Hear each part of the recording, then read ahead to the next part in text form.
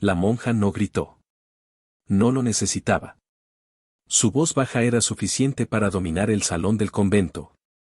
Para llenar cada rincón de esa sala de techos altos y paredes de cal blanca donde el único olor era a cera y a ropa limpiada con jabón duro y a algo más antiguo que el jabón y la cera. Algo que Sebastián Fuentes Alcántara no supo nombrar en ese momento pero que más tarde reconocería como el olor del poder ejercido en silencio durante demasiados años. La Madre Superiora, Sor Catalina de la Presentación, que tenía 64 años y el cuerpo angosto y la voz pausada de quien nunca ha tenido que elevarla porque siempre ha sido obedecida, le ordenó ponerse de pie frente a todas las hermanas del convento de la Purísima Concepción, en el barrio de San Juan de Dios en Morelia, Michoacán, con la misma naturalidad con que uno le pediría a alguien que se moviera un poco para dejarle pasar. Sebastián tenía 29 años. Era un hombre adulto, de hombros anchos y manos de albañil que había callosado con años de trabajo en la construcción, un hombre que en cualquier otra circunstancia habría llenado cualquier espacio con su presencia física. Pero en ese salón, entre los hábitos grises de las hermanas que lo rodeaban con la quietud de quien ya ha visto esta escena antes y sabe cómo termina, Sebastián se sintió pequeño de una manera que no tenía que ver con el tamaño del cuerpo sino con algo más interno y más difícil de defender. La mirada de las monjas no era cruel. Era vacía. Y eso era peor que la crueldad porque la crueldad al menos te reconoce como presente. El vacío te borra. Su madre, Rosario Fuentes de Alcántara, que tenía 52 años y llevaba toda su vida adulta frecuentando este convento con la devoción de quien ha encontrado en una institución lo que no encontró en otra parte. Estaba de pie al fondo del salón. Sus manos estaban cruzadas sobre el vientre. No estaba llorando. No estaba dudando. Estaba mirando a su hijo con una expresión que Sebastián tardó varios segundos en descifrar y que cuando descifró lo dejó sin aire. No era dolor. Era alivio. El mismo tipo de alivio que tenía cuando por fin resolvía algo que la había estado incomodando. Como si él fuera un problema que por fin estaba encontrando solución. La Madre Superiora habló. Dijo que los nombres también pueden ser pecado. Que algunos nombres llevan consigo historias que dañan a la comunidad con solo ser pronunciadas, que hay apellidos que funcionan como heridas abiertas en el tejido de la familia espiritual. Y que la misericordia más grande que puede ofrecerse en esos casos es el silencio. Pronunció el nombre de Sebastián una última vez, con una claridad deliberada, como cuando uno dice algo en voz alta para después negarlo, para que conste que fue dicho y que ahora deja de ser dicho. Y luego anunció que a partir de ese momento, dentro de esos muros y en todo lo que concernía al convento y a su comunidad, Sebastián no sería llamado de ninguna forma. No hijo. No hermano. No persona. Solo un asunto que había sido atendido y que podía considerarse cerrado. Nadie protestó. Ninguna de las hermanas levantó la voz. Ninguna cambió de expresión. Y en ese silencio colectivo, en esa aceptación que era tan total y tan quieta que parecía ensayada, Sebastián sintió algo que no era exactamente miedo aunque el miedo estaba ahí también. Era el reconocimiento de estar completamente solo dentro de un sistema que llevaba mucho tiempo operando y que lo había incluido en su operación sin consultarle, sin pedirle permiso. Sin que él siquiera supiera que existía hasta que fue demasiado tarde para estar fuera de él. Luego vinieron los documentos. Las cosas personales. Sebastián tuvo que vaciar sus bolsillos sobre una mesa que habían preparado en el centro del salón. Una mesa larga de madera oscura que olía a barniz viejo y sobre la cual pusieron primero su cartera con su credencial de elector y sus papeles, luego su teléfono. Luego las llaves de su cuarto en la pensión donde vivía en Morelia, y finalmente, porque Sor Catalina lo señaló específicamente con un dedo que no temblaba, el reloj. El reloj de acero con la correa de cuero café que había pertenecido a su padre, Aurelio Fuentes, y que Sebastián llevaba en la muñeca desde el día del entierro de su padre, 8 años atrás. No porque fuera caro ni porque funcionara perfectamente sino porque era lo único tangible que le quedaba de un hombre a quien había amado con la intensidad que los hijos aman a los padres que se van demasiado pronto. Entregó el reloj. Lo puso sobre la mesa con cuidado, con el cuidado que uno tiene con las cosas que no son reemplazables. Sor Catalina lo anotó en un cuaderno negro sin mirarlo, con una indiferencia que era más agresiva que cualquier insulto. Dijo que todo quedaría registrado por si alguien preguntaba. Y los dos, Sebastián y Sor Catalina, supieron al mismo tiempo que nadie iba a preguntar.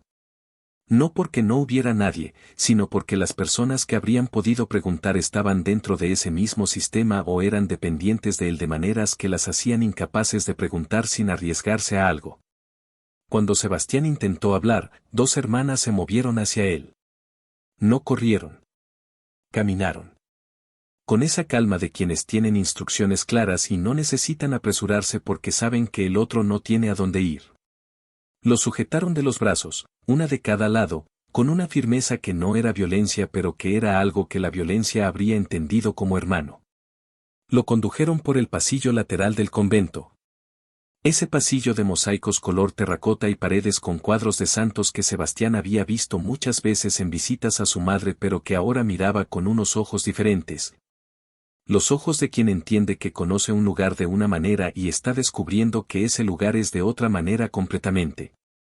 El cuarto al que lo llevaron estaba al fondo del pasillo, donde el corredor se estrechaba y la luz natural desaparecía. Era un cuarto pequeño, sin ventanas, con una sola bombilla que pendía del techo sobre un gancho de hierro y que daba una luz amarilla y escasa que hacía que las paredes de cal blanca parecieran amarillas también. No había sillas.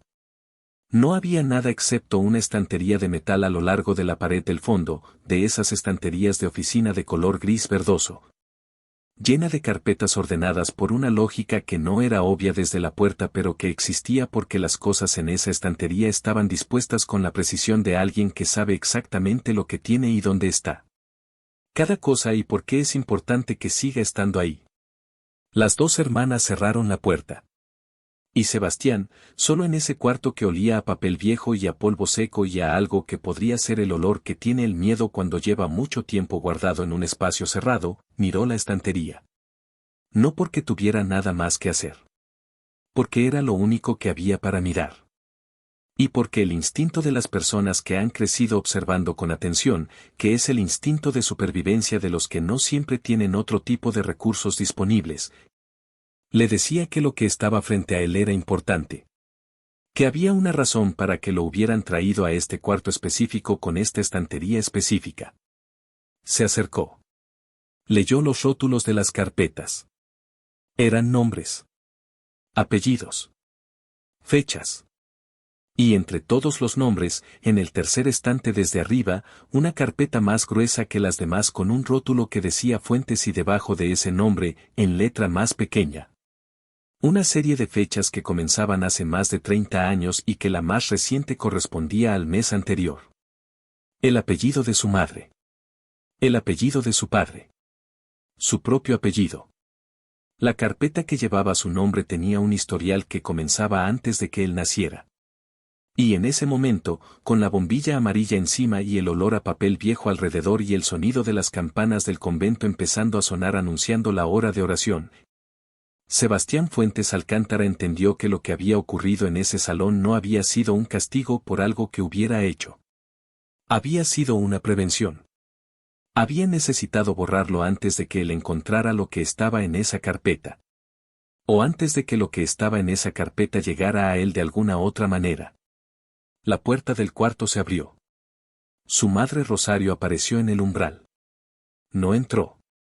Se quedó en el marco de la puerta con las manos todavía cruzadas sobre el vientre y esa expresión que ya no era alivio sino otra cosa, algo más complicado. Algo que se parecía al miedo que tiene la gente cuando sabe que cometió un error pero que el error ya está hecho y que lo que queda es solo vivir con él. Dijo que no podía ayudarlo. Que confiara en la iglesia. Que las cosas tenían un orden y que ese orden era bueno aunque uno no siempre lo entendiera. Sebastián la miró. Y en los ojos de su madre, detrás del recitado de las frases que ella había aprendido a decir con la práctica de quien las ha dicho muchas veces y en muchas circunstancias, vio lo que ella no quería que él viera. No fe. Miedo.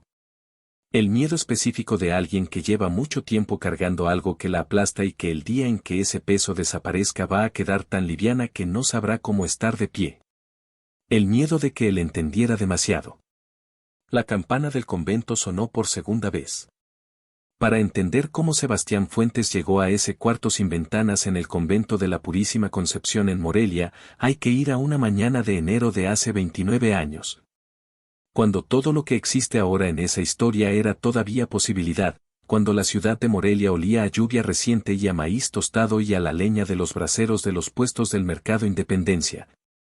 Y cuando una mujer llamada Rosario Torres de 23 años caminaba por la calle Madero con un vestido floreado azul y un rebozo de lana que su madre le había tejido y la expresión de quien está a punto de tomar una decisión importante pero que todavía no sabe exactamente qué decisión es. Rosario Torres era originaria de Pátzcuaro, una mujer del lago, como ella misma se describía cuando alguien le preguntaba de dónde era. Con el orgullo contenido de los que vienen de lugares hermosos y que han aprendido a no exhibir ese orgullo porque los pueblos hermosos tienen también sus dolores y esos dolores no se exhiben. Había llegado a Morelia a los 17 años para estudiar en la escuela normal donde se formaba como maestra de primaria. Y se había quedado en la ciudad cuando terminó la carrera porque había encontrado trabajo en una escuela del barrio de Santa María y porque había conocido a un hombre llamado Aurelio Fuentes que era originario de Tacámbaro y que trabajaba en la construcción y que tenía una sonrisa que Rosario no supo resistir con la misma facilidad con que había resistido otras sonrisas anteriores. Aurelio Fuentes era un buen hombre. Esto no es una construcción romántica sino una descripción funcional, era un hombre que cumplía con lo que prometía, que trataba a las personas con respeto independientemente de su posición. Que aprendió a hacer tamales de chipilín con rajas para la familia de Rosario porque le importaba agradar a la gente que su mujer amaba, que nunca levantó la voz en 10 años de matrimonio aunque tuviera razones para hacerlo. Que murió de un infarto a los 43 años con la quietud de quien se va. Sin haber terminado pero sin haber dejado deudas de las que importan. Sebastián tenía 21 años cuando su padre murió. Y el reloj en su muñeca era lo que quedaba de esos 43 años de vida honesta. El convento de la Purísima Concepción entró en la vida de Rosario no cuando murió Aurelio sino antes. Mucho antes. Entró cuando Rosario tenía 27 años y Sebastián era apenas un bebé de 6 meses y Aurelio trabajaba largas jornadas en una obra en las afueras de Morelia y llegaba a casa cansado pero contento. Con ese tipo de cansancio que viene del trabajo que uno eligió y que no aplasta sino que pesa de una manera que puede cargarse. Rosario llegó al convento de la mano de su vecina de entonces, doña Herminia Solórzano. Una mujer de 60 años que frecuentaba el convento desde hace décadas y que le dijo a Rosario que ir a rezar en ese lugar era mejor que la aspirina para el estrés de las madres jóvenes. Rosario fue por curiosidad. Volvió por algo que fue encontrando con el tiempo y que nunca supo nombrar completamente pero que llenaba alguna parte de ella que el matrimonio y el trabajo y la maternidad, aunque eran buenos, no llegaban a llenar del todo. La madre superiora de esa época no era Sor Catalina. Era Sor Eufrasia de la Trinidad, una mujer de 70 años que tenía la calidad de los árboles viejos, profunda, sin apresuramiento, capaz de aguantar tormentas sin doblarse. Fue Sor Eufrasia quien acogió a Rosario en los grupos de espiritualidad que el convento organizaba para laicas, grupos que se reunían los miércoles por la tarde y que eran una mezcla de oración, de reflexión sobre los evangelios y de conversación sobre la vida que Rosario encontraba nutritiva de una manera que no había esperado encontrar en esas reuniones. Fue en esos grupos donde Rosario empezó a llevar sus preguntas, las que no tenían respuesta fácil. Las que no se llevan al marido ni a la madre ni a las amigas por miedo a parecer que uno está cuestionando lo que debería estar agradeciendo. Sebastián creció sabiendo que su madre iba al convento los miércoles. Era un hecho de la vida doméstica igual que el olor a pozole los viernes y las campanas de la iglesia del barrio los domingos. No le producía ninguna emoción particular en la infancia y en la adolescencia. Las madres hacen lo que hacen y uno lo acepta como parte del paisaje de la vida familiar sin preguntarse demasiado el por qué hasta que tiene la edad suficiente para preguntarse los porqués de las cosas. Cuando Sebastián llegó a esa edad, el convento ya era tan parte de la vida de Rosario que cuestionarlo habría sido como cuestionar el café de la mañana. Uno de esos elementos que están tan integrados en el ritmo de una persona que el resto de la familia los acepta sin considerarlos. Lo que sí cambió con los años fue el grado de integración. Rosario fue pasando de los grupos del miércoles a una participación más intensa, trabajos voluntarios en el convento, apoyo en actividades de la comunidad. Colaboración en el pequeño almacén de artículos religiosos que el convento administraba en la planta baja. Y con esa participación fue creciendo también la influencia que el convento, y específicamente la Madre Superiora que fue tomando el lugar de Sor Eufrasia cuando ésta murió y que era Sor Catalina de la Presentación, ejercía sobre las decisiones de Rosario. El cambio de Sor Eufrasia a Sor Catalina fue gradual pero fundamental. Sor Eufrasia era de esas personas que guían por presencia, que hacen que uno quiera ser mejor simplemente por el modelo que ofrecen. Sor Catalina era de otra especie. Era de las que guían por autoridad, que hacen que uno sienta que el pensamiento propio es peligroso y que la seguridad está en la obediencia. El cambio fue tan gradual que Rosario no lo notó como cambio sino como profundización, creyó que su fe se estaba volviendo más madura cuando en realidad su autonomía se estaba volviendo más pequeña. Sebastián lo notó. Lo notó en la manera en que su madre empezó a consultar al convento antes de tomar decisiones que no tenían ninguna relación obvia con la espiritualidad. Antes de cambiar de trabajo. Antes de decidir si visitar a su hermana en Pátzcuaro o no. Antes de decidir cómo manejar el dinero de la herencia modesta que Aurelio había dejado. Sebastián tenía 24 años cuando notó esto con claridad suficiente para nombrarlo, un año antes de que ocurriera el evento que precipitó todo lo que vino después. El evento fue una conversación. No una conversación dramática ni una pelea ni una revelación en el sentido literario. Una conversación en la mesa del comedor de la casa de la colonia Chepevera donde vivían. Con los platos del desayuno todavía sobre la mesa y el olor a café de olla y a pan dulce recién comprado de la panadería de la esquina. En un martes de octubre con un sol generoso que entraba por las ventanas y hacía que la cocina pareciera más amplia. Rosario le dijo a Sebastián que la Madre Superiora había hablado con ella sobre él. Sobre el tipo de vida que llevaba. Sobre ciertas preocupaciones que el convento tenía respecto a su carácter y a sus actividades. Que Sor Catalina quería conocerlo personalmente, que había propuesto una reunión, que sería bueno que Sebastián fuera a presentarse. Sebastián preguntó qué tipo de preocupaciones. Rosario dijo que no exactamente preguntas sino inquietudes, que Sor Catalina era una mujer de mucha percepción espiritual y que sentía que había cosas en la vida de Sebastián que requerían atención. Sebastián preguntó cómo podía Sor Catalina tener percepciones sobre su vida si no lo conocía. Rosario no respondió directamente. Desvió la mirada hacia su taza de café y dijo que era mejor ir que no ir, que resistir la invitación podía interpretarse de maneras que no convenían. Era la primera vez que su madre le decía con palabras tan claras que la conveniencia dentro del sistema del convento era algo que debía considerar. No la primera vez que lo implicaba, pero sí la primera vez que lo decía directamente. Sebastián lo procesó durante un momento, tomó café, y le dijo a su madre que iría cuando él decidiera que quería ir, que no era una decisión de Sor Catalina ni del convento. Lo dijo con calma. Y con esa calma que no era confrontacional sino simplemente afirmativa, que no buscaba pelear sino simplemente existir fuera del espacio de control que se le estaba ofreciendo. Sembró en su madre algo que Sebastián vería crecer con los meses siguientes, la ansiedad de quien tiene dos lealtades que empiezan a tirar en direcciones distintas y que no sabe cómo reconciliarlas. Sebastián no fue al convento esa semana ni el mes siguiente. Continuó su vida con la regularidad de los hombres que trabajan con las manos y que tienen el tipo de rutina que da la construcción, madrugar, llegar a la obra antes de que el sol caliente demasiado. Comer tortas de frijoles y chile de árbol que compraba en el puesto de la señora Catá que ponía su carrito en la acera de la obra todos los mediodías. Terminar el turno cuando el sol bajaba y la luz de Morelia se volvía de ese naranja que tiene la ciudad michoacana cuando el día se despide entre cerros y nubes. Volvía a casa, se bañaba, cenaba con su madre cuando los horarios coincidían, dormía. Era una vida sencilla y honesta y suficiente. No era espectacular. Pero era suya.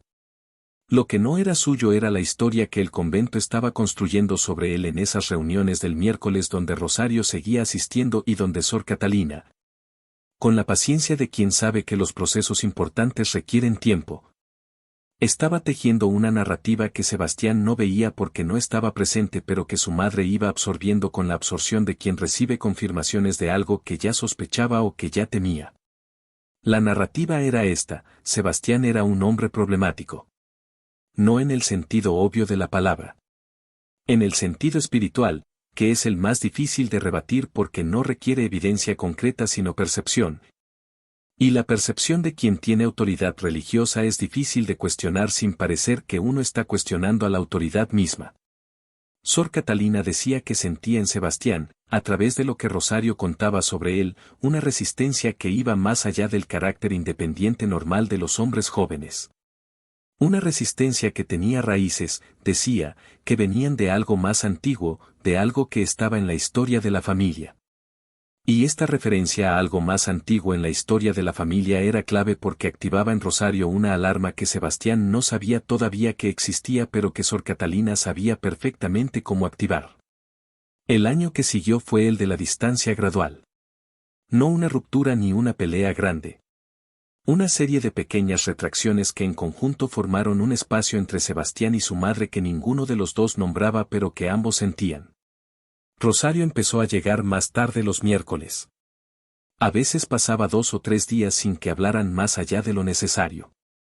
A veces Sebastián llegaba a casa y encontraba las cosas reorganizadas de maneras sutiles, los libros de su cuarto movidos, los papeles sobre su escritorio perturbados. No de manera agresiva sino de la manera en que uno busca algo en el espacio del otro sin querer que se note. Sebastián lo notaba.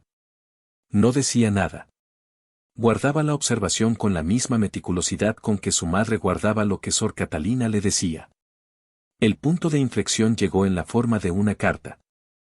Cuando Sebastián llegó a esa edad, el convento ya era tan parte de la vida de Rosario que cuestionarlo habría sido como cuestionar el café de la mañana.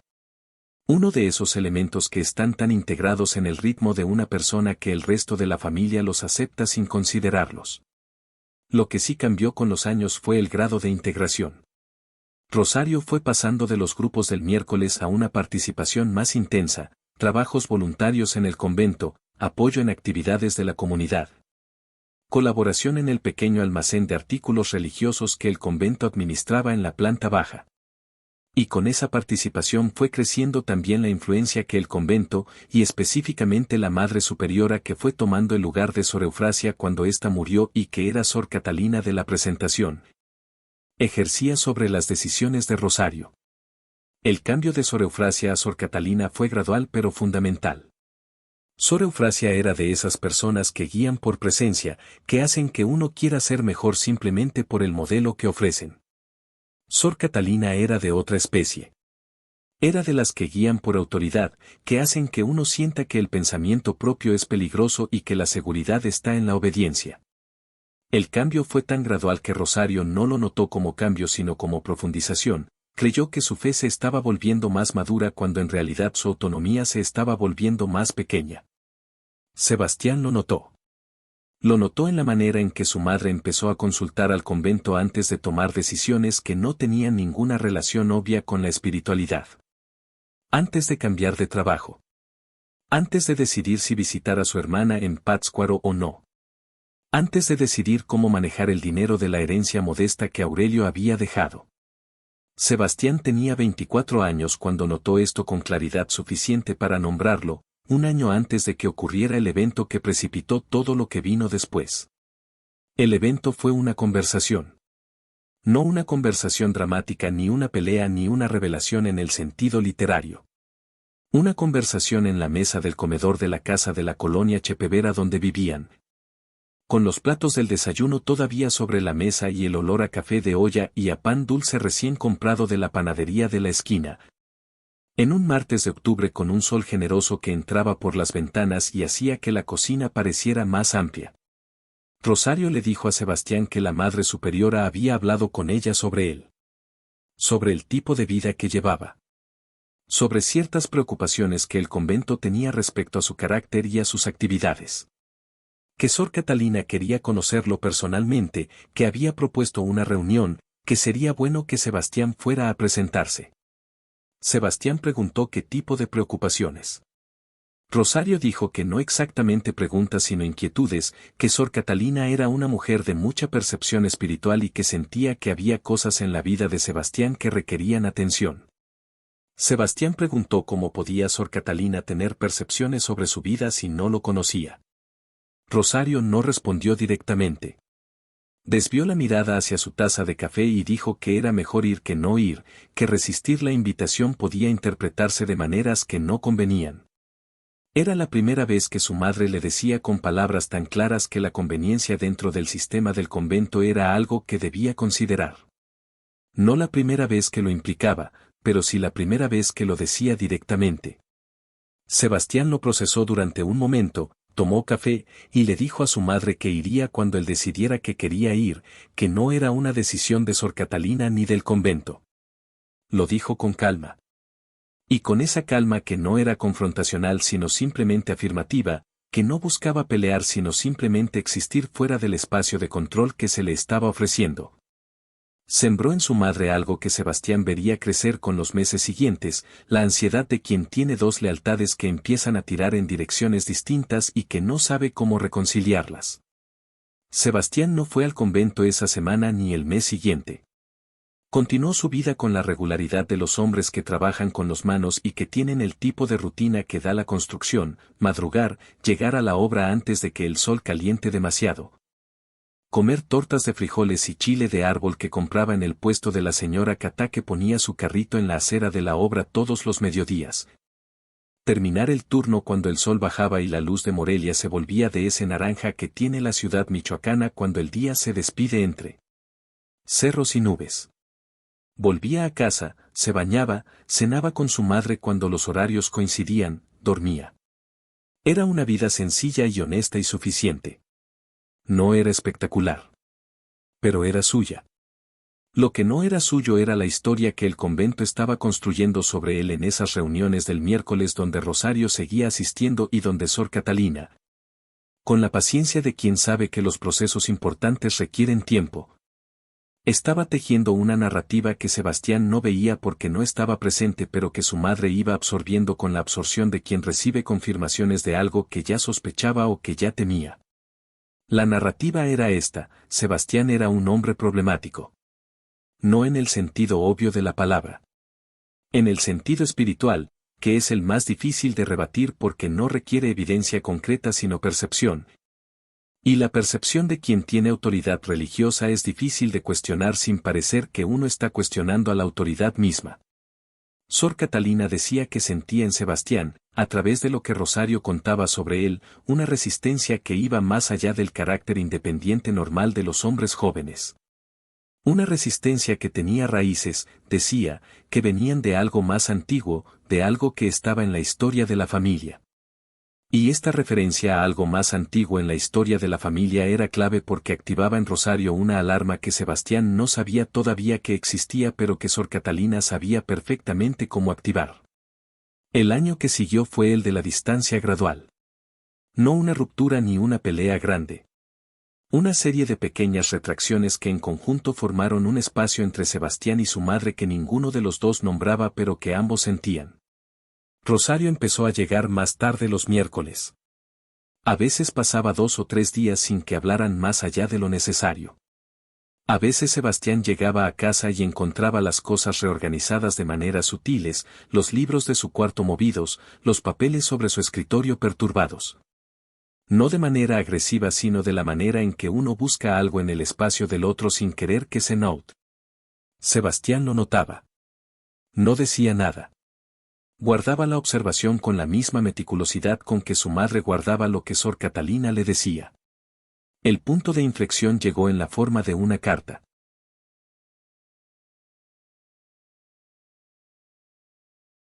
No había hablado mucho de su familia de origen, lo cual en ese momento Sebastián había interpretado como la discreción habitual de los hombres de su generación que no hacen de la historia personal una conversación frecuente.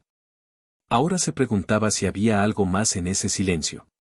Tenía una tía paterna, hermana de su padre, Petra Fuentes, que vivía en Tacámbaro y que Sebastián había visitado de niño en algunas ocasiones con su familia y que después del fallecimiento de Aurelio había tenido menos contacto con la rama moreliana de los Fuentes. Sebastián la tenía en su teléfono. La llamó. Petra Fuentes tenía 64 años y vivía sola en una casa de ladrillo rojizo en la parte antigua de Tacámbaro, con un patio donde criaba gallinas y un huerto de hierbas aromáticas que vendía los sábados en el mercado. Era una mujer de voz directa y carácter sin rodeos que Sebastián siempre había encontrado más fácil de tratar que a la mayoría de los adultos de su infancia precisamente por esa directitud que no disfrazaba las cosas con amabilidad innecesaria. Contestó al segundo timbrazo. Sebastián le dijo que necesitaba hablar con ella sobre la familia. No solo sobre su padre sino sobre la historia más amplia de los Fuentes. Petra hizo una pausa. Luego dijo, ya me preguntaba cuándo ibas a llamar. Fue a Tacámbaro el fin de semana siguiente. Tomó el autobús desde la central de Morelia. 1 hora y media de carretera serrana que olía a eucalipto y a tierra mojada y que subía y bajaba entre cerros de pino hasta llegar al valle donde Tacámbaro está metido como un secreto que la sierra guarda con sus brazos de árbol y de neblina. La casa de su tía Petra olía a canela y a chile guajillo y a ruda recién cortada. En la cocina había un comal donde unas tortillas de maíz azul esperaban a alguien que viniera a comerlas. Y su tía estaba sentada en una silla de madera junto a la ventana del comedor con un vaso de agua de Jamaica y la expresión de quien ha estado esperando una conversación que sabe que va a ser larga. Comieron primero tortillas azules con frijoles y queso de cotija y salsa de molcajete que ardía con dignidad. Tomaron café después. Y cuando el ritual de la comida terminó y las tazas estaban vacías sobre la mesa y el sol de la tarde caía en un ángulo que hacía que las paredes de la cocina se vieran doradas, Petra puso sus manos sobre la mesa y le dijo a Sebastián que le iba a contar lo que sabía aunque hubo años en que había creído que era mejor no contarlo. La historia de la familia Fuentes y el convento de la Purísima Concepción empezaba, según Petra, con el abuelo de Sebastián, el padre de Aurelio.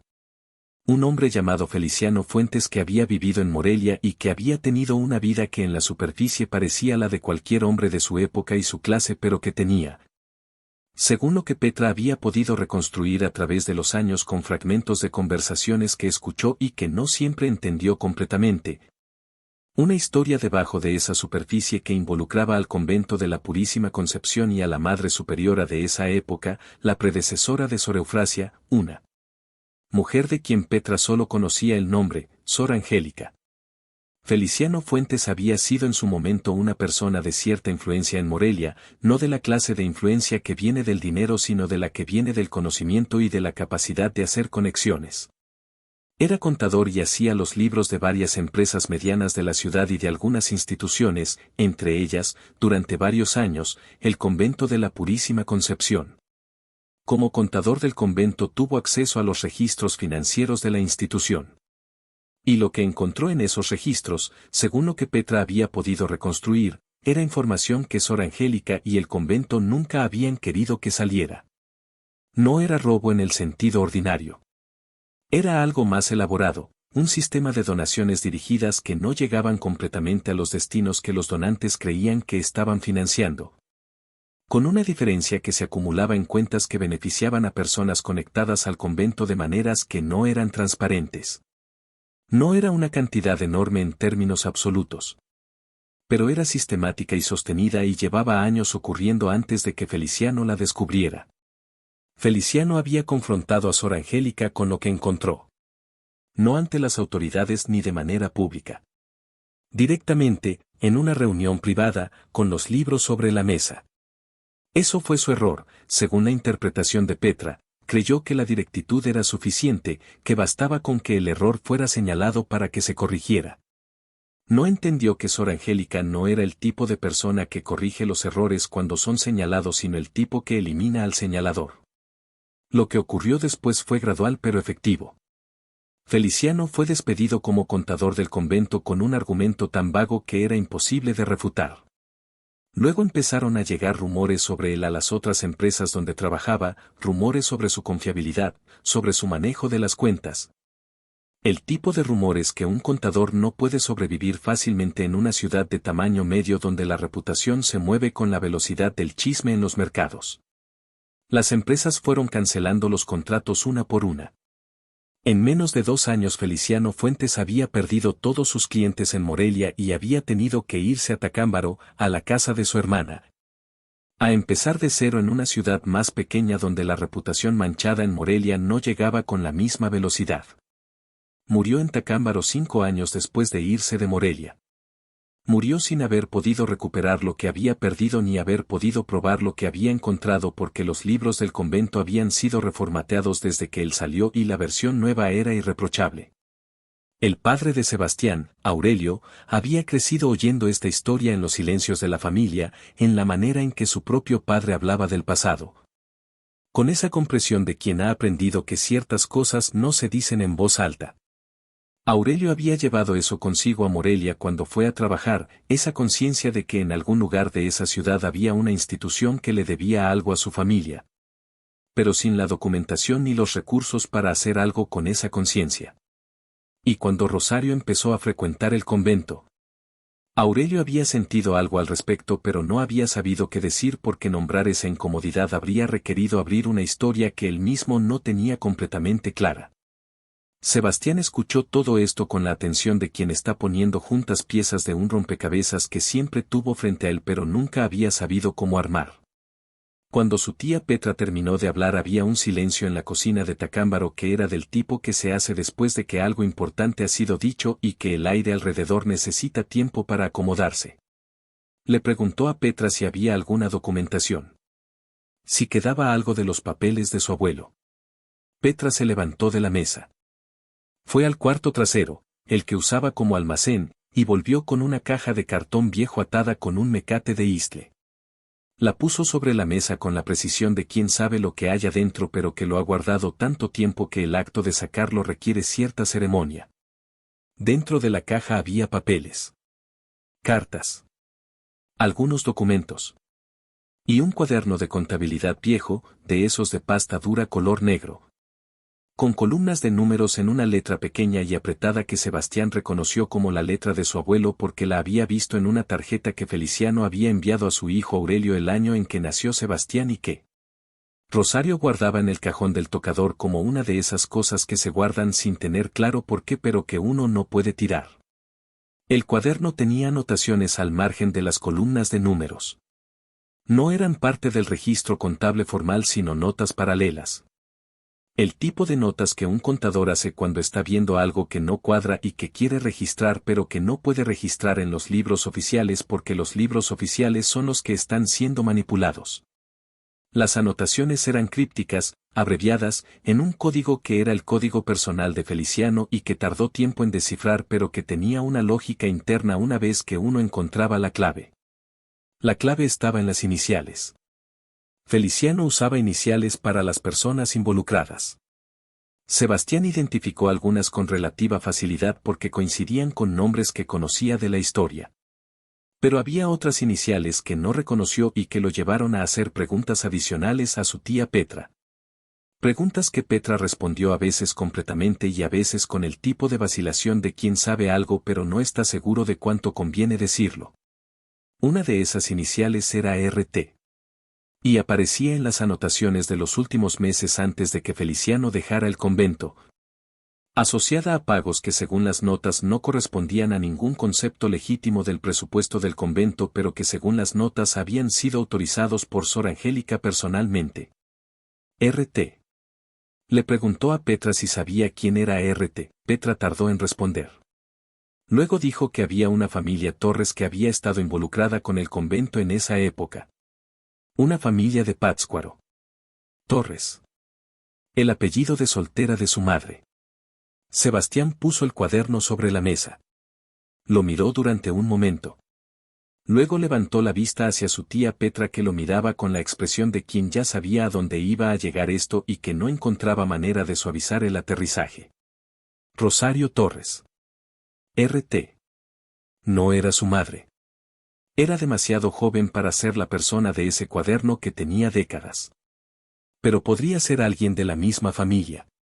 La familia Torres de Pátzcuaro que había estado involucrada con el convento.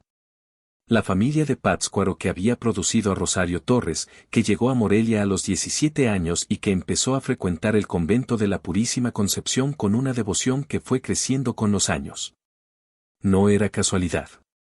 Sebastián lo supo en ese momento con una claridad que no necesitaba más evidencia aunque la evidencia viniera de todas maneras. Su madre no había llegado al convento por azar ni por el consejo de la vecina doña Herminia. O si había llegado por esas razones, el convento la había reconocido y la había mantenido cerca por razones que tenían que ver con esa historia del cuaderno de su abuelo y con lo que esa historia implicaba. El convento tenía algo sobre la familia Torres. Y la familia Torres tenía algo sobre el convento. Y esa doble tenencia era la razón por la que su madre nunca había podido simplemente ser una devota más, sino que había sido tejida en la estructura del convento de una manera que la hacía dependiente de él. Y Sebastián era el hijo de esa mujer. Lo cual lo hacía, a los ojos de Sor Catalina, parte de esa historia. Parte de algo que necesitaba ser manejado. Sebastián volvió a Morelia con el cuaderno de su abuelo y con una claridad sobre lo que necesitaba hacer. No iba a ir a confrontar a Sor Catalina en el terreno de ella, en las condiciones de ella, cuando ella lo convocara. Iba a hacer lo que su abuelo Feliciano había intentado hacer pero mejor, con los instrumentos que el tiempo y las circunstancias le daban que Feliciano no había tenido, documentación, tiempo. Y la conciencia de que la estrategia directa sin cobertura era la que había destruido a su abuelo. El primero de los instrumentos fue buscar a alguien que supiera leer lo que tenía. Sebastián no era historiador ni abogado ni contador. Era albañil. Pero conocía a personas. Trabajaba en una obra donde el arquitecto supervisor era un hombre llamado don Artemio Castellanos, de unos 50 años. Que era de esas personas que saben muchas cosas porque llevan muchos años prestando atención y que tienen el tipo de red de contactos que uno construye siendo honesto y competente durante décadas. Don Artemio escuchó a Sebastián con la atención de quien no juzga sino que evalúa. Miró el cuaderno. Y le dio un nombre, el licenciado Bernardo Alcalde, un abogado que tenía su despacho en la colonia centro de Morelia y que se especializaba en derecho eclesiástico y en asuntos de patrimonio de instituciones religiosas. Un nicho tan específico que pocas personas sabían que existía como especialidad, pero que existía porque había suficiente necesidad de él. El licenciado Bernardo Alcalde era un hombre de 45 años con el tipo de despacho que dicen mucho sobre quien lo ocupa, libros ordenados pero con marcadores en varios. Papeles sobre el escritorio en un desorden que parecía caótico pero que el dueño podía navegar sin dudar. Una cafetera de goteo que burbujeaba en la esquina y que el licenciado nunca ofreció antes de haber escuchado todo lo que el visitante tenía que decir. Escuchó a Sebastián durante 40 minutos sin interrumpir. Revisó el cuaderno con cuidado, página por página, con las manos enguantadas en látex que sacó de su cajón con la naturalidad de quien hace esto regularmente. Luego se quitó los guantes, se reclinó en su silla y dijo que lo que Sebastián tenía era valioso pero incompleto. Le explicó que el cuaderno de Feliciano era evidencia circunstancial. Documentaba que algo había ocurrido y quién lo había autorizado, pero no con el nivel de detalle que requeriría un proceso legal robusto. Lo que haría la diferencia, dijo el licenciado alcalde, era acceder a los registros del propio convento. Porque si los patrones documentados en el cuaderno de Feliciano se repetían en otras épocas, si había un sistema continuo y no solo un episodio aislado, entonces la naturaleza del asunto cambiaba de algo que podría argumentarse como error o irregularidad a algo que tenía características de operación sistemática. Y los registros del convento, dijo el licenciado con la calma de quien dice cosas que son técnicamente ciertas aunque sean inconvenientes, eran en parte accesibles. No todos. Pero los que tenían que ver con el manejo de donaciones públicas y con el patrimonio gestionado en nombre de familias de feligreses podían ser requeridos a través de ciertos mecanismos legales si había causa suficiente. La causa, en este caso, estaba en el cuaderno. Sebastián le preguntó cuánto tiempo tomaría ese proceso. El licenciado dijo que en condiciones normales, meses. Pero que había un camino más rápido aunque más riesgoso, si Sebastián pudiera acceder directamente a los registros que el convento guardaba sobre la familia Fuentes y la familia Torres, si pudiera fotografiarlos. Eso daría inmediatamente lo que el proceso legal tomaría meses en obtener. Sebastián preguntó cómo. El licenciado dijo que eso era algo que no podía asesorar directamente, pero que si la oportunidad se presentara de manera circunstancial. Que si alguien se encontrara en un espacio con esa información sin haberlo planeado expresamente, los documentos fotografiados en esas circunstancias tendrían peso en un proceso subsiguiente. Era la manera que tienen los abogados de decir algo sin decirlo. Fue esa misma semana cuando llegó la carta al domicilio familiar. La carta de Sor Catalina invitando a Rosario y a Sebastián a la reunión del convento. Y Sebastián, que ahora tenía más contexto que antes, entendió inmediatamente lo que significaba esa carta. Sor Catalina sabía que él había ido a Tacámbaro. Sabía que había hablado con su tía Petra. Sabía que él tenía algo. Y estaba adelantándose para controlarlo antes de que ese algo se convirtiera en otra cosa. Por eso accedió a ir. No porque fuera a dejarse manejar, sino porque la reunión en el convento era también la oportunidad que el licenciado alcalde había descrito de manera indirecta. Fue al convento sabiendo lo que sabía. Fue con los ojos abiertos de una manera diferente a todas las veces anteriores que había entrado a ese edificio. Y cuando las dos hermanas lo condujeron al cuarto sin ventanas con la estantería de metal, cuando encontró la carpeta con el nombre Fuentes, no fue sorpresa. Fue confirmación. Sacó su teléfono. Fotografió la carpeta entera, página por página. Tenía exactamente el tiempo que tardara su madre en convencer a Sor Catalina de que lo dejaran salir, y ese tiempo era incierto, podría ser 15 minutos o podría ser más. Fotografió con la velocidad que se tiene cuando se tiene un solo intento. La carpeta Fuentes contenía lo que el cuaderno de Feliciano había sugerido que contendría: el historial de la relación entre el convento y la familia, que empezaba con los registros del tiempo de Feliciano y que continuaba con registros que documentaban la incorporación de Rosario Torres a la comunidad del convento hace más de 25 años. Había cartas de Sor Angélica a una persona de la familia Torres de Pátzcuaro que por el contexto era claramente la madre de Rosario, la abuela de Sebastián. Comunicaciones que establecían un acuerdo que en términos generales decía: el convento recibirá a Rosario, le dará apoyo y comunidad. A cambio de que Rosario no lleve al ámbito público ninguna información sobre las actividades financieras del convento que su padre o ella misma pudieran haber conocido a través de Feliciano Fuentes. La madre de Rosario había aceptado ese acuerdo. Lo que significaba que Rosario había llegado al convento no como devota que por su propia voluntad buscaba una comunidad espiritual, sino como parte de un arreglo que su propia madre había hecho sin decirle. Un arreglo que la había puesto dentro de un sistema de vigilancia y control sin que ella supiera completamente que eso era lo que era. Rosario no había sido cómplice activa del convento.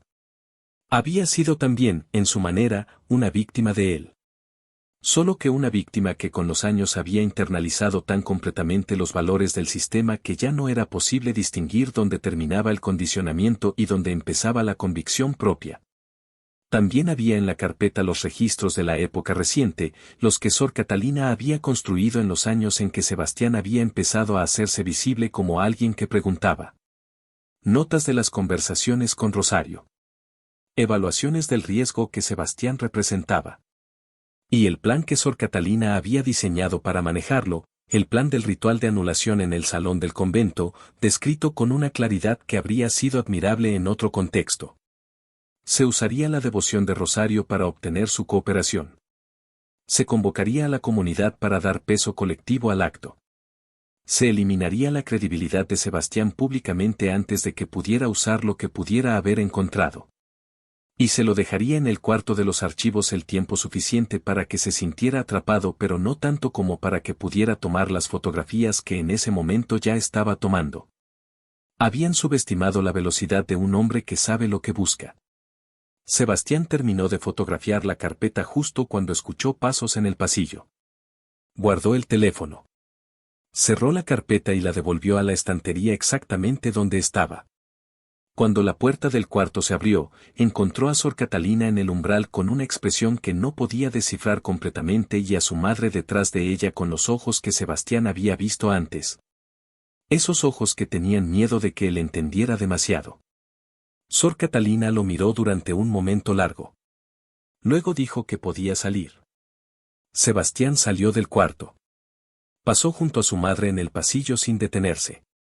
Caminó por el corredor de mosaicos terracota hacia la puerta principal, la que daba a la calle, la que daba a Morelia. La que daba al mundo que existía fuera de esas paredes y que seguía siendo el mundo aunque desde adentro a veces pareciera que no. Antes de abrir la puerta grande de madera verde que daba al barrio de San Juan de Dios, se detuvo. Se giró. Y miró hacia el fondo del corredor donde Sor Catalina todavía estaba de pie frente al cuarto sin ventanas, mirándolo. Desde esa distancia sus ojos no podían verse con claridad, pero Sebastián apostó a que tenían la expresión de quien acaba de entender que calculó mal. Abrió la puerta. Salió a la calle. El sol de Morelia en la tarde era generoso y directo y caía sobre la cantera rosada de los edificios del barrio de una manera que lo hacía todo más brillante. Sebastián caminó hacia la calzada Fray Antonio de San Miguel y se sentó en una de las bancas bajo las bugambilias rojas. Sacó el teléfono. Tenía 47 fotos. Las revisó rápidamente para confirmar que eran legibles. Lo eran. Las subió inmediatamente a la nube, a 3 cuentas diferentes, y les mandó el enlace por mensaje al licenciado Bernardo Alcalde. El licenciado respondió en media hora: nos vemos mañana a las 9. Sebastián guardó el teléfono. Miró las bugambilias. El olor de Morelia esa tarde era a bugambilias y a tierra de cantera y a las carnitas que alguien estaba preparando en algún local cercano del que llegaba el olor de la manteca caliente y el orégano. Un ruido de guitarras llegaba también desde algún lugar, tal vez desde los estudiantes de la escuela de música que practicaban con las ventanas abiertas, una melodía que Sebastián reconoció como algo antiguo. Algo de los cantantes de antes que sonaba bien en esa tarde de cantera rosa y bugambilias. Pensó en su madre. Pensó en ella con la complicación con que uno piensa en las personas que ama y que han cometido errores que son simultáneamente suyos y ajenos, que son responsables en parte y víctimas en parte. Que han hecho daño sin ser completamente malos aunque el daño sea real y tenga que ser nombrado como daño para poder seguir adelante. Rosario había permitido que la borraran frente a él. Había estado de pie al fondo del salón y había asintido y había dicho que era lo mejor para todos. Eso era real.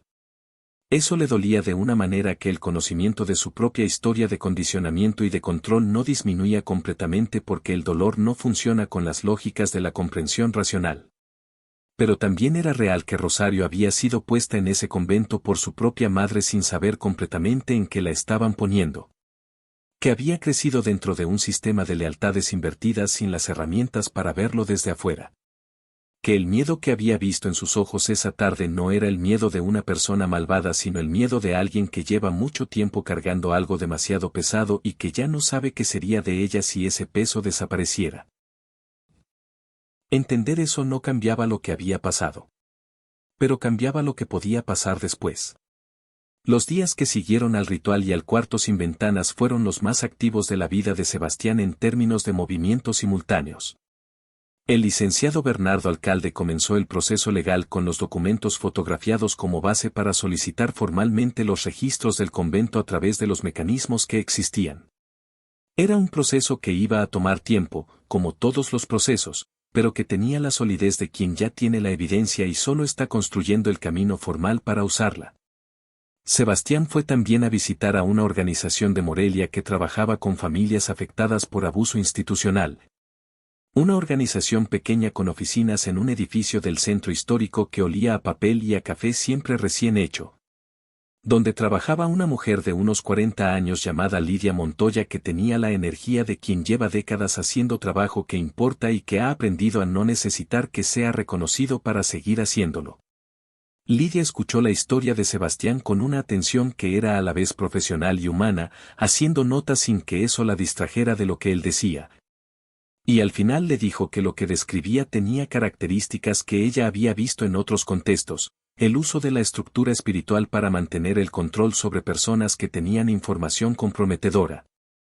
El reclutamiento de familiares como instrumentos de ese control, la ritualización de la humillación como herramienta de silenciamiento.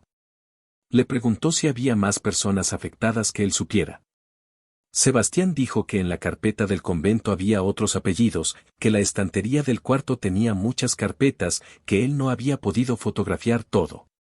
Lidia dijo que eso era exactamente lo que necesitaban para expandir el caso, que si había un patrón sistemático en lugar de un caso individual la naturaleza legal del asunto cambiaba significativamente.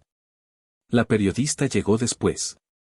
No la buscó Sebastián sino Lidia Montoya, que tenía una relación de trabajo con una reportera llamada Adela Cienfuegos que cubría asuntos religiosos e institucionales para un semanario de circulación estatal y que tenía reputación de rigor y de no dejarse comprar. Adela tenía 37 años y una manera de preguntar que era directa sin ser agresiva. El tipo de directitud que se desarrolla cuando uno ha hecho muchas entrevistas con personas que tienen miedo de hablar y ha aprendido que la única manera de hacerles sentir que pueden hablar es no hacerlos sentir que serán juzgados por lo que digan. Se reunieron en la oficina de Lidia los tres juntos. Sebastián contó todo. Adela escuchó y tomó notas y luego le preguntó si podía ver las fotografías de los documentos. Que revisaría cuáles podían publicarse de manera que protegieran a personas cuya identidad no debía exponerse pero que establecieran el patrón. Sebastián le mostró las fotos en el teléfono. Adela las revisó con una concentración que fue aumentando con cada página que pasaba. Cuando terminó de revisar, se reclinó en su silla y dijo que era publicable. Que era más que publicable. Que era el tipo de historia que tenía el potencial de iniciar conversaciones más amplias sobre los mecanismos de control que ciertas instituciones habían desarrollado durante décadas en comunidades donde la autoridad religiosa era alta y la capacidad de cuestionar esa autoridad era baja. Le preguntó a Sebastián cuánto tiempo necesitaba antes de que se publicara. Él dijo que necesitaba una semana para hablar con su madre. Adela dijo que una semana estaba bien pero que era importante que la publicación y el proceso legal comenzaran de manera coordinada para maximizar la presión sobre la institución y minimizar el espacio para una respuesta que desarticulara la evidencia antes de que pudiera usarse. Sebastián dijo que entendido. Y que en esa semana también iba a hablar con su tía Petra para que estuviera preparada, porque la historia de Feliciano era parte de lo que iba a contarse y Petra debía saberlo antes de que saliera en un semanario. La conversación con Rosario fue la que requirió más preparación y la que resultó más difícil de predecir. Sebastián fue a la casa de la colonia Chepevera una noche de semana cuando sabía que su madre estaría en casa y que habría tiempo suficiente para la conversación que necesitaban tener. Llevó tamales de chipilín que había comprado en el mercado Independencia y una botella de agua de horchata que a Rosario le gustaba y que era su manera de decir que iba no a pelear sino a hablar. Rosario lo recibió con una expresión que era difícil de leer. Había algo en ella que había cambiado desde el ritual del convento, algo en la manera en que sostenía el cuerpo que era diferente, menos rígida de cierta manera aunque también más quebrada. Como si el ritual hubiera sido también para ella un punto de quiebre, no en el sentido que Sor Catalina había planeado sino en un sentido diferente. El momento en que la distancia entre lo que Rosario amaba y lo que el convento le pedía que hiciera se volvió tan grande que ya no podía seguir manteniéndola sin ver claramente lo que le estaba costando. Comieron los tamales. Tomaron agua de horchata. Y luego Sebastián le dijo a su madre que necesitaba contarle cosas sobre la familia Fuentes y sobre la familia Torres y sobre el convento que ella no sabía o que sabía parcialmente y que merecía conocer completamente. Rosario lo escuchó sin interrumpir. La historia de Feliciano. El cuaderno. El acuerdo de la abuela de Rosario con el convento. El historial de la carpeta Fuentes. Lo que los documentos decían sobre la manera en que ella había llegado al convento y la manera en que había sido mantenida ahí. Lo escuchó todo con una quietud que no era la quietud del salón del convento, la quietud de las personas que obedecen. Era la quietud de las personas que están procesando algo que les duele pero que necesitan procesar porque la alternativa es seguir sin procesar y esa alternativa ya no funciona. Cuando Sebastián terminó, el silencio que quedó en la cocina de la casa de la colonia Chepevera era del tipo que se establece cuando las dos personas presentes saben que lo que acaba de ocurrir es un punto sin retorno. No de ruptura necesariamente sino de cambio, un antes y un después. Rosario preguntó dos cosas. La primera, ¿tu abuela, la mamá de tu papá, sabía todo esto? Sebastián dijo que su tía Petra sí lo sabía. Que su abuelo Feliciano lo había vivido directamente. La segunda, ¿y mi mamá? Sebastián dijo que los documentos sugerían que la abuela de Rosario había hecho el acuerdo sabiendo lo que hacía. Que había habido una elección, aunque fuera una elección difícil tomada en condiciones de presión. Rosario no lloró. Rosario nunca lloraba fácilmente. Pero sus manos sobre la mesa dejaron de estar completamente quietas. Las entrelazó y las apretó y luego las soltó y las volvió a entrelazar. Ese gesto que hacen las manos cuando la persona a la que pertenecen está procesando algo que todo el cuerpo necesita procesar y que las palabras solas no alcanzan. Luego dijo, ¿qué sigue? Sebastián le explicó el proceso legal y el artículo periodístico y la organización de Lidia Montoya y la manera en que todas esas piezas iban a moverse de manera coordinada. Le preguntó si podía contar con ella. No como testigo activa si no quería serlo. Pero que fuera su propia decisión, tomada con información completa, y no una decisión tomada dentro de un sistema de control que le había quitado la capacidad de decidir libremente durante más de 2 décadas. Rosario estuvo callada durante un tiempo que Sebastián no midió pero que se sintió largo. Luego dijo que sí. Que quería ser parte de lo que siguiera. Que si en algo podía ayudar con lo que sabía, que lo usara. Lo dijo con la voz un poco rota pero los ojos directos. Y en esos ojos, por primera vez en muchos años, Sebastián no vio miedo. Vio algo que era la primera versión de lo que con el tiempo se convertiría en otra cosa, la primera versión de la libertad de alguien que acaba de darse cuenta de que era posible. El artículo de Adela Cienfuegos salió el viernes de la semana siguiente. Era largo, bien documentado, con suficiente información específica para ser creíble y con suficiente cuidado en la protección de identidades para ser éticamente sólido. Documentaba el sistema de uso de información confidencial del convento como mecanismo de control sobre familias de feligreses. Con el caso Fuentes Torres como hilo narrativo central y con referencias a otros apellidos que aparecían en la misma estantería del cuarto sin ventanas. La diócesis de Morelia fue contactada antes de la publicación para comentario y respondió con un comunicado que decía estar investigando los hechos. Sor Catalina no hizo comentarios públicos. Lo que siguió en las semanas posteriores tuvo la velocidad de las cosas que estaban listas para moverse y que solo necesitaban el primer impulso. Otras familias cuyos apellidos aparecían en la documentación empezaron a contactar a Lidia Montoya. Algunas lo hacían con miedo todavía visible, ese miedo de décadas que no desaparece en días. Otras con una rabia contenida que había encontrado por fin un lugar donde posarse. Y algunas con esa expresión de alivio que tiene la gente cuando finalmente escucha en voz alta algo que llevaba mucho tiempo sabiendo en silencio. El proceso legal iniciado por el licenciado Bernardo Alcalde fue encontrando su camino con la lentitud propia del sistema pero con la solidez de quien tiene documentación concreta. Sor Catalina fue llamada a comparecer. El convento fue sometido a una auditoría por parte de las autoridades eclesiásticas de la diócesis, que aunque no siempre actuaban con la velocidad que uno desearía si actuaban cuando la presión pública era suficiente y cuando el costo de no actuar se volvía mayor que el costo de actuar. Era una justicia imperfecta. Todos los tipos de justicia lo son. Pero era movimiento visible en la dirección correcta. Sebastián siguió trabajando en la construcción.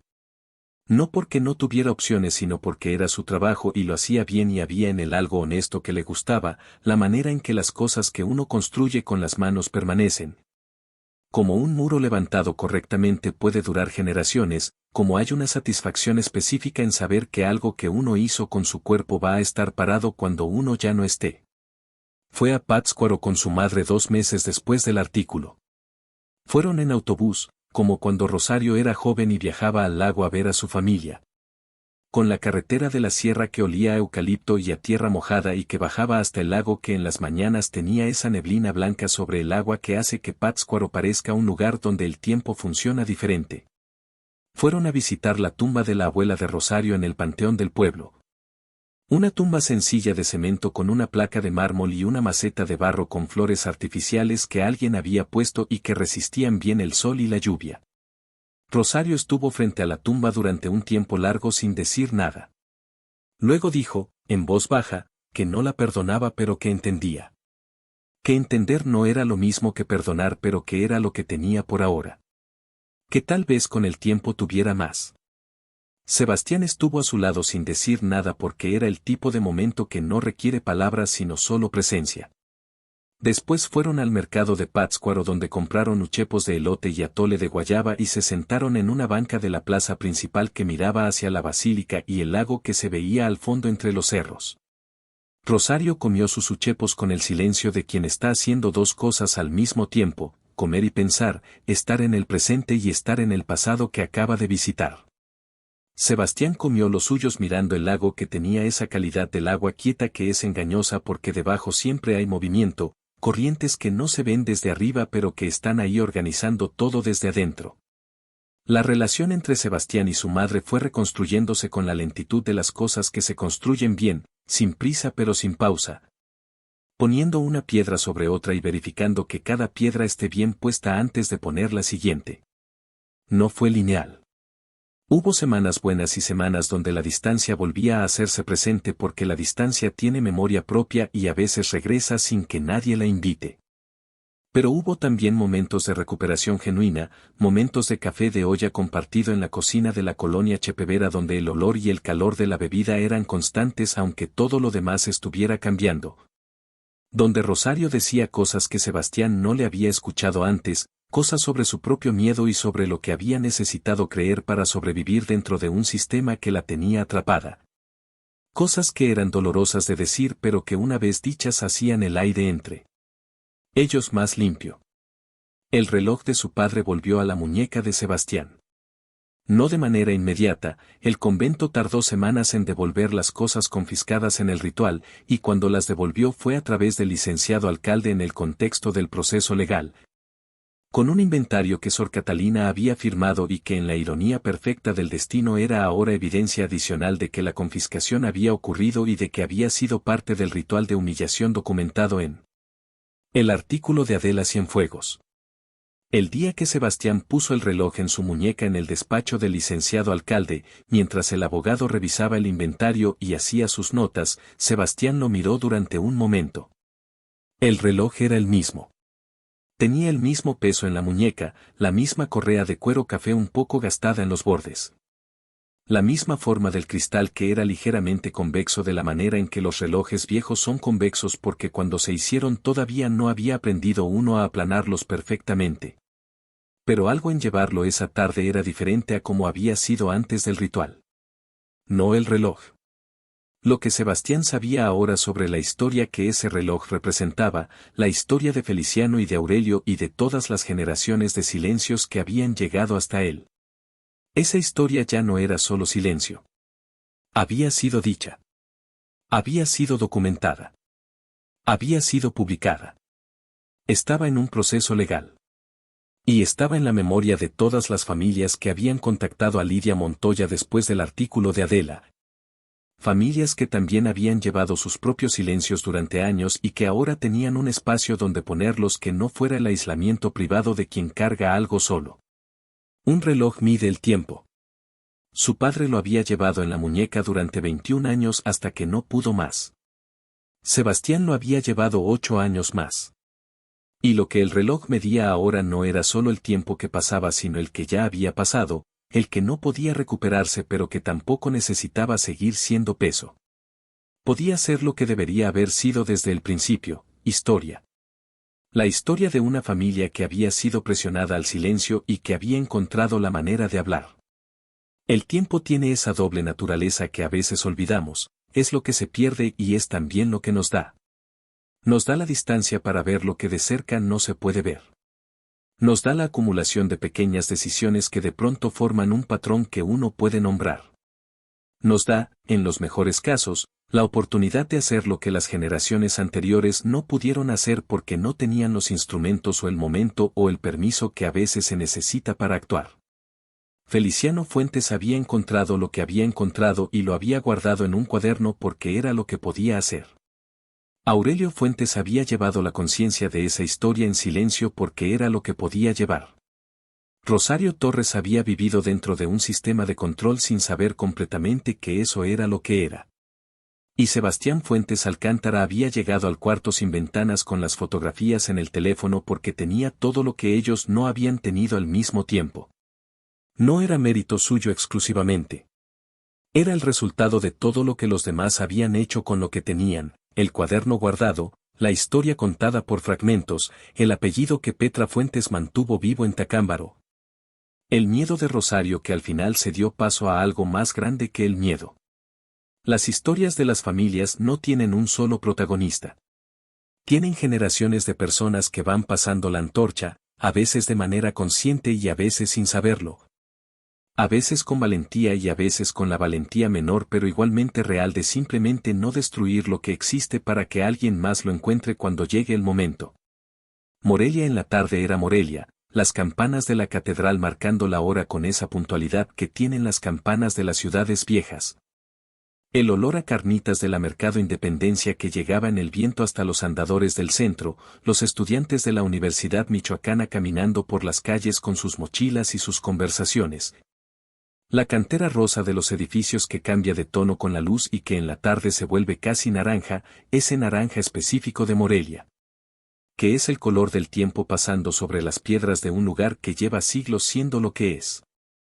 Sebastián caminó por esas calles con el reloj de su padre en la muñeca y el sol de la tarde sobre los hombros y la sensación de quien ha terminado algo importante aunque sabe que lo importante no termina de verdad sino que se transforma.